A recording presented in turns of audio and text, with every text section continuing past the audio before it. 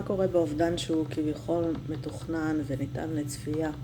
למשל, ניקח דוגמה של בן אדם שחולה במחלה קשה, ויש סביבו את האנשים שמלווים אותו, מטפלים בו, לוקחים אותו לטיפולים, אם זה מחלה קשה מתמשכת לאורך שנים או חודשים, כביכול יש לנו זמן להתכונן.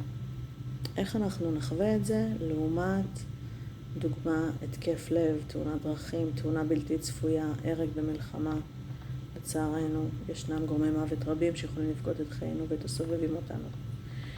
והאם זה באמת מקל באיזושהי צורה, שאנחנו יודעים שזה עומד להיגמר, שמישהו עומד להיגמר לנו מול העיניים, שמשהו עומד להיגמר בקרוב בחיים שלנו, או שאותו אדם עם מחלה קשה קרב אל מותו ויהיה לנו להיפרד ממנו בקרוב, יכאיב באותה עוצמה כמו אירוע פתאומי.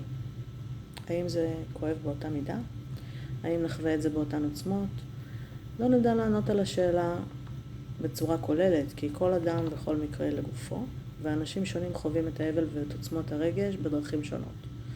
אך יש משהו שאפשר להגיד שאבל הוא התמודדות עם אובדן, וזוהי תופעה אנושית שגם נכונה מאוד להתמודדות גדולה במדינת ישראל, והיא נכונה לאורך דורות, ויש העברה דורית מתמשכת בעם היהודי. אך גם תופעה אוניברסלית, בעצם התופעה האנושית הכי משותפת ואנושית באופן אוניברסלי לכולם, זה המחזוריות של לידה ומוות, ולידה ומוות של דברים בעולם. מה שנקרא בעצם מחזוריות החיים, מעגליות החיים, ותמיד יש ידיעה שכל דבר מוחשי בחיינו הוא לא לנצח. אובדן יכול לפקוד את חיינו לא רק במקרה של מוות פיזי. המחזוריות הזאת מתקיימת גם באופן רעיוני בחיים שלנו. זה נכון גם לפרידות מאנשים בחיינו, כמו במצבים של גירושין למשל. בגירושין אנחנו חווים פרידה כפולה. מה זה בעצם אובדן של גירושין?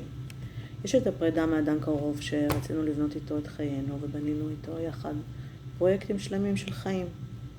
בנינו על המשכיות משותפת, חלקנו עם האדם הזה את החיים שלנו, פיתחנו קשר, ועכשיו אנחנו בצומת בחיים, שממנה כל אחד ממשיך לבד לחיים ללא הצד השני.